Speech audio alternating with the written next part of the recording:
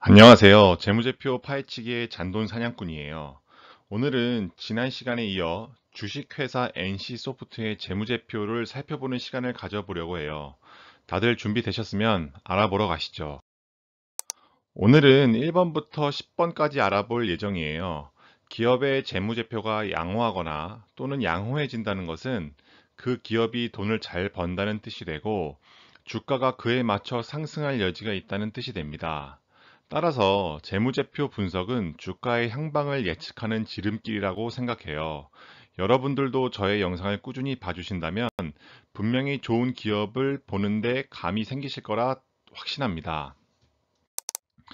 첫 번째, 매출액과 매출채권 및 기타 채권의 변동 비율에 대해서 알아볼게요.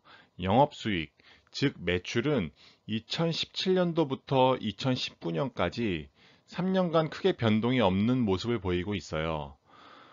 21기에는 약 1조 7천억 원이고 19년도인 23기에는 1조 7천억 원으로 소폭 감소한 모습을 보이고 있네요.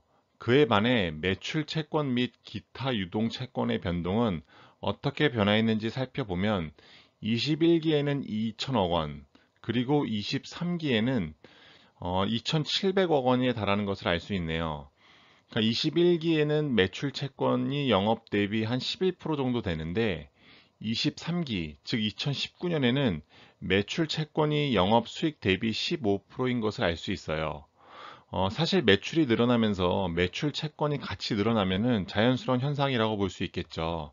근데 매출이 정체된 상태에서 매출 채권의 비율만 높아지는 것은 뭐 그닥 좋은 신호는 아니라고 볼 수 있어요. 왜냐하면 매출 채권만 는다는 것은 돈을 나중에 받는다는 뜻이 되고 현금 흐름이 원활하지 못할 수 있는 상황이 발생할 수 있기 때문이에요.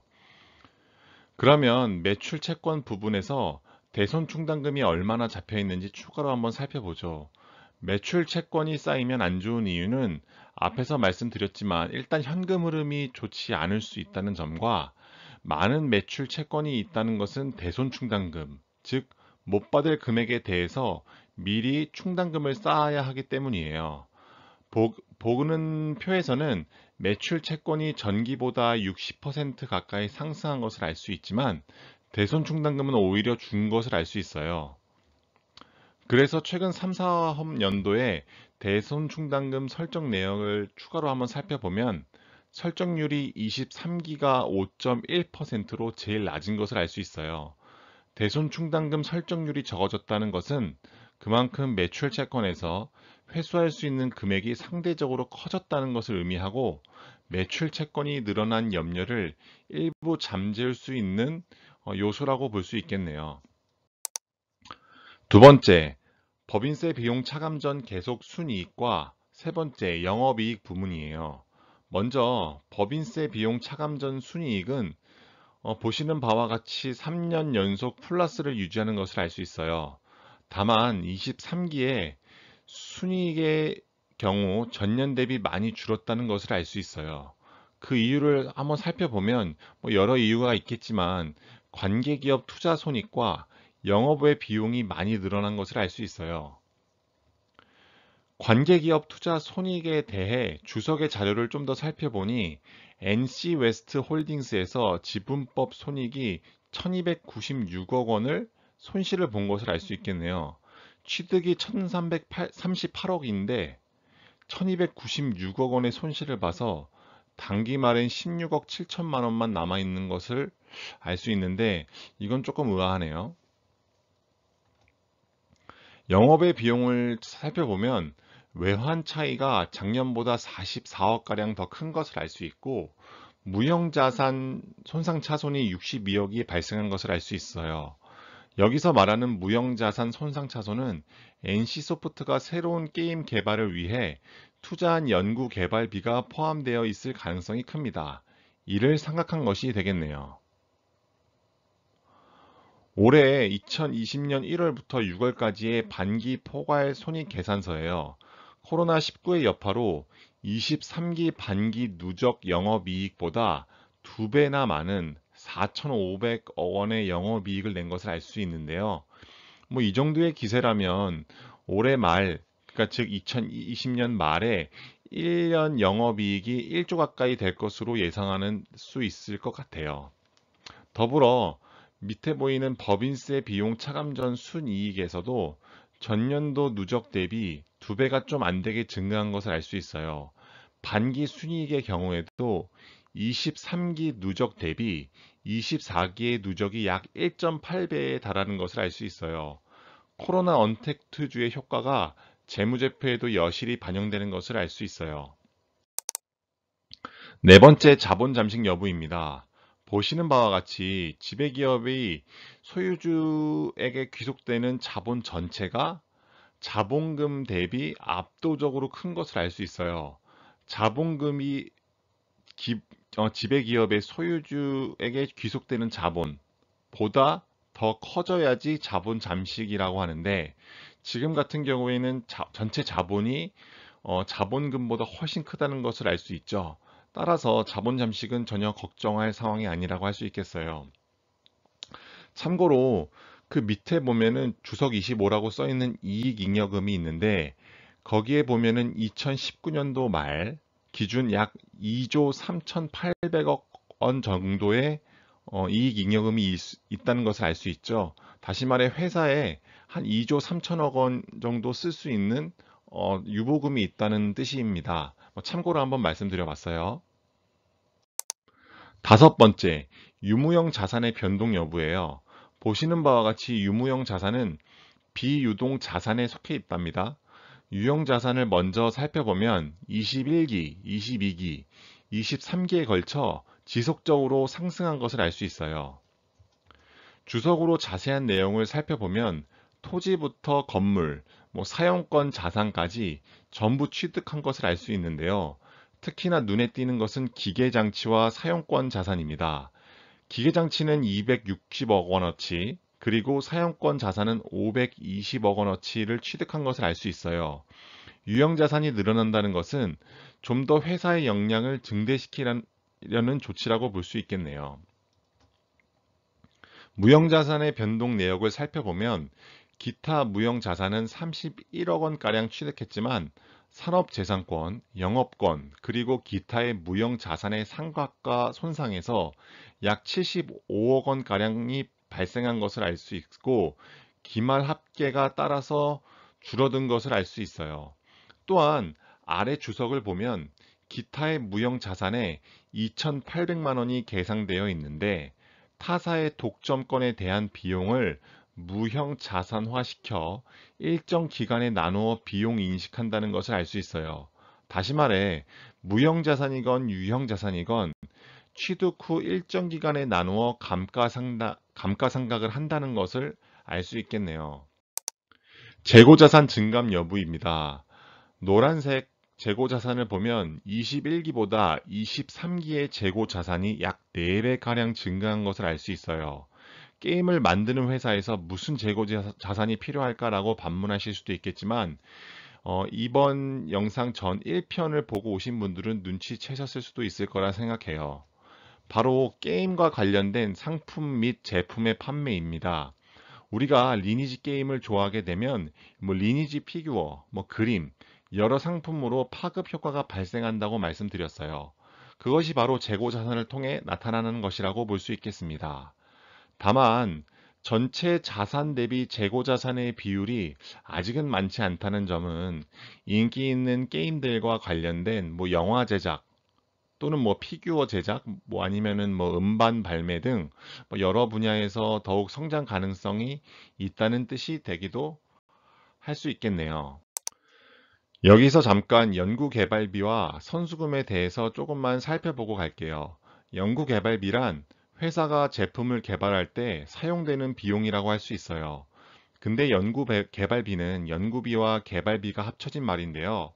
연구비의 경우에는 비용 처리를 바로 당해년도에 하지만, 개발비와 같은 경우에는 무형 자산화 시킨 후에 몇 년에 걸쳐 비용 처리를 할 수 있어요. 그래서 제약업체 같은 경우에는 신약 개발비를 무형자산으로 다 처리해 버린 다음에 몇 년에 걸쳐 비용 처리를 해서 이익을 너무 과대 계상시키려고 저러는 거 아니냐라는 뉴스 기사를 본 적이 있습니다. 그렇다면 NC소프트는 어떠한지 한번 살펴보죠. 일단 연구 개발비 내역을 보는 내역은 표와 같습니다. 매출액 대비 16에서 18%를 차지하는 것을 알 수 있고요. 23기 기준 연구 개발 비용이 약 3,090억 원에 달하는 것을 알 수 있어요. 그렇다면 NC소프트는 이 개발 비용을 무형자산으로 다 처리한 다음에 몇 년에 걸쳐 비용 처리를 하는 건지 아니면 단기에 비용 처리를 하는 건지 어떻게 알 수 있을까요? 그건 영업비용의 경상연구개발비를 보면 알 수 있습니다. 여기에 3,090억 원이 똑같이 적혀 있는 것을 알 수 있어요. 다시 말해 당해에 3,090억 원을 모두 비용 처리한 것을 알 수 있습니다. 무형자산화를 시킨 후에 몇 년에 걸쳐 비용 처리를 하지 않는다는 것을 뜻합니다. 다음은 선수금이에요. 선수금이라는 것은 먼저 받은 돈을 뜻하죠. 우리가 알바를 했을 때 알바비를 땡겨받는 것과 비슷한 거예요. 하지만 미리 받은 돈이고 그 돈을 받은 대가로 우리는 뭐 알바를 더 해야 되고 NC소프트 같은 회사의 경우에서는 회사의 제품이나 서비스를 차후에 제공해야 되기 때문에 선수금은 부채로 인식을 합니다. 근데 선수금이 있다는 것은 결국 그 돈을 나중에 매출로 인식될 가능성이 아주 높다는 것을 뜻해요. 결국 부채 계정에 있지만 결국 이익으로 환산이 된다는 뜻이 됩니다. 그래서 선수금은 이른바 착한 부채라는 별명이 있어요. 여기서 부채에는 유동부채와 비유동부채가 있는데요. 기준을 1년 내에 갚아야 하는 돈을 유동부채, 1년 이후에 갚아도 되는 부채를 비유동부채라고 해요. 여기서 기타 유동부채 항목이 보이는데요. 주석에 자세한 내용을 가져와 보면 다음과 같아요. 유동부채의 선수금이 995억 원이 들어가 있네요. 다시 말해 1년 내 선수금 계정에 있는 995억 원은 결국 매출로 인식될 예정이란 뜻이에요. 한 번 더 정리하면 선수금은 많으면 많을수록 뭐다? 좋은 것이다 라는 정도만 알고 넘어갈게요. 자, 7번째. 영업활동, 투자활동, 재무활동, 현금 흐름이에요. 영업활동 현금 흐름은 단기 순이익과 큰 차이가 나지 않을수록 이익의 질이 좋다고 표현해요. 단기 순이익은 좋지만 실제로 들어오는 돈이 없다? 이건 고객에게 서비스와 제품을 다 해줬는데 돈을 아직 못 받았다는 뜻이 되기 때문이에요. 다행히 영업활동 현금 흐름은 좋습니다. 단기 순이익이 좀 더 우상향하고 영업활동 현금 흐름도 우상향하는 모습이 보이면 더욱더 완벽할 것 같네요. 투자활동 현금 흐름을 보면 단기 상품의 증가는 갖고 있는 현금을 은행 예금에 넣어 놓는 것을 말해요. 그리고 바로 밑에 있는 단기금융 자산의 처분의 경우에는 갖고 있던 투자용 주식을 팔아서 그 발생한 수익을 말하고요. 오른쪽 표에 있는 금융자산의 취득과 무형 자산의 취득도 결국 작년 대비 3천억 가까이 추가적으로 투자한 것을 알 수 있어요. 결국 사업으로 번 영업활동 현금 흐름으로 투자를 하고 있다라는 시그널을 보여주고 있으니 지금 투자활동 현금 흐름도 나빠 보이진 않네요. 재무활동 현금 흐름을 살펴보면 사채의 발행이죠. 여기서 말하는 사채의 발행은 우리가 말하는 그 깍두기 분들이 하시는 사채가 아니고 회사에서 발행하는 채권을 말해요. 그것이 약 2,491억 원 발행한 걸 알 수 있고요.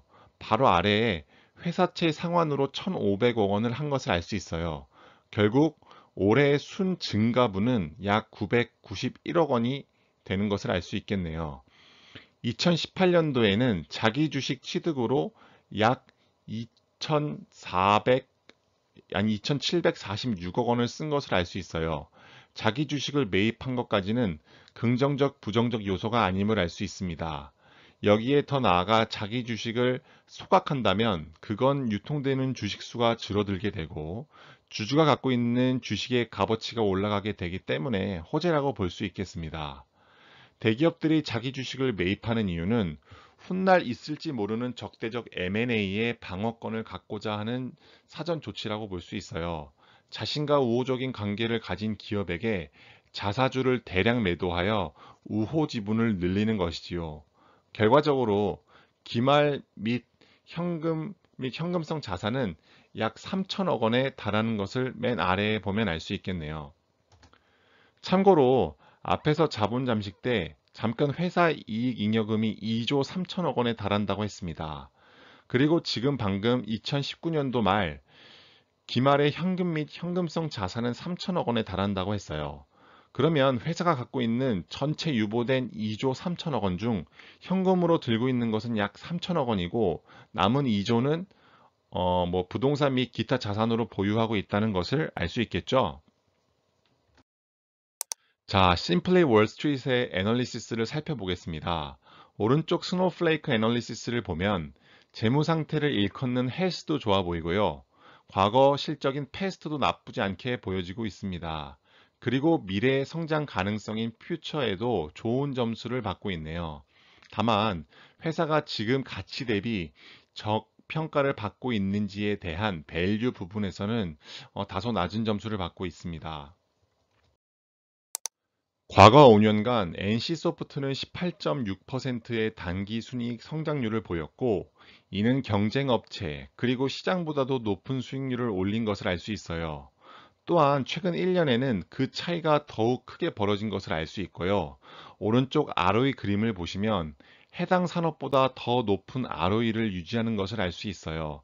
다시 말해 주주에 해당되는 돈으로, 즉 자본으로 더 많은 이익을 창출한다는 뜻이 됩니다. 미래 성장 가능성 부분에 대해서 살펴보면 회사의 단기 순이익 증가율이 경쟁업체나 시장보다는 높지 않을 거라고 예상되고 있어요. 바로 옆에 revenue, 즉 매출은 경쟁업체나 시장보다 다소 높을 것이라고 전망하고 있습니다. 그래도 미래 3년간의 ROE를 보면 산업보다 더 높은 ROE 퍼포먼스를 보여줄 거라고 예상하고 있네요. 첫 번째, 장부 가치라고 일컫는 PB 레이시오를 보면 회사는 5.6배로 장부 가치보다 주가 가치가 약 5.6배가 높은 것을 알 수 있어요. 두 번째로 PE 레이시오의 경우에는 32배로 산업이나 시장보다 조금 더 높은 것을 알 수 있습니다. 세 번째, 퓨처 ROE를 보시면 동종 산업보다 높은 ROE를 유지할 것이라고 앞에서 말씀드렸고요. 가장 오른쪽에 있는 PEG 레이시오가 가장 중요한 부분이라고 생각합니다. 아무리 PE 레이시오가 높아도 그에 상응하는 성장세를 띈다면 그것은 주가 상승의 여지가 아직도 충분한 뜻이 되기 때문입니다. 피터 린치는 0.5 이하이면 매수, PEG 레이시오가 1.5 이상이면 매도를 추천했는데 현재 코로나19로 주가가 엄청 상승했음에도 불구하고 PEG 레이시오가 1.1인 것은 아직도 추가 상승 여력이 남아있다고 볼 수 있어요. 오늘은 하나투자증권 김소혜 애널리스트의 보고서를 가져와 봤습니다. NC소프트의 3분기 실적 중 리니지 M이 예상보다 크게 상회한 점, 그리고 2021년 초에 불소2와 리니지2M이 대만 출시가 예정되어 있다는 점, 또한 아이온2와 리니지 TL 출시가 내년, 즉 2021년 하반기로 예정되어 있다는 점 등을 예시로 들면서 이런 신작들의 출시로 주가 상승이 예상된다고 전망하고 있네요. 따라서 매수 의견은 바이, 목표 주가는 110만 원으로 설정하고 있습니다. 오늘의 결론입니다. 코로나19가 없이도 성장성이 돋보이는 성장주인 게임주, 그리고 그 게임주의 대장격인 NC소프트는 PEG 레이시오가 1.1로 추가 상승을 기대해 볼 수 있을 것으로 보여지네요. 또한 내년도 신규 게임 출시로 인해서 기대감이 상승하여 주가는 더욱더 상승할 것으로 보여집니다. 이미 검증된 NC소프트에서 출시되어 흥행을 일군 게임들을 플랫폼을 바꿔 출시하고 또 여러 국가에서 출시하는 점은 게임의 성공 여부를 좀 더 예측하는 데 도움이 될 거예요. 마지막으로 감사 보고서는 계속 체크해야 됩니다. 분기, 반기 보고서를 통해서 기업이 실제 얼마만큼의 이익을 추가로 냈는지 정확한 숫자를 통해서 확인해야 하거든요. 지금까지 NC소프트 2부 재무제표 분석 영상을 봐주셔서 감사드리며 구독과 좋아요, 그리고 댓글 한번 부탁드리겠습니다. 감사드립니다.